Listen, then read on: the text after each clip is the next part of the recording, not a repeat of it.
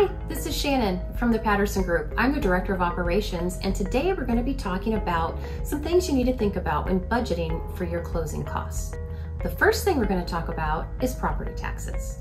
Now, we know everybody has to pay property taxes, but the great thing is if you're purchasing a home, let's just say in September of that calendar year, the seller will be responsible to pay the taxes from January 1st to whatever date you're closing. So let's just say, for instance, September 15th.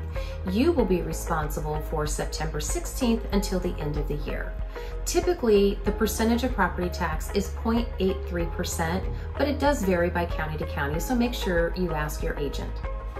Recording fees will also be on your closing settlement statement, and they're usually typically very small in conjunction with some of the other fees that are part of a closing. The county government charges maybe $20, $30, $50 to record that fee into their public records. So that should be a very minimal expense. Another part of the closing process to consider is the title search and the insurance for that. Typically, it's between 0.5 and 1% of the original amount of the loan, and that covers the services of the title company for them to do their searches to make sure that you're clear for permits, that there's no outstanding liens on your property.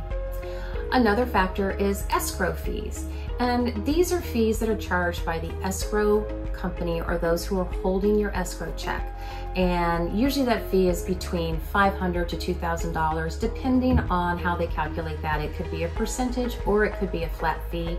But the good news is usually the buyer and seller split this fee. And the last and most important one is HOA fees. So if you're buying into an HOA community, you will be responsible for paying a prorated portion of those fees.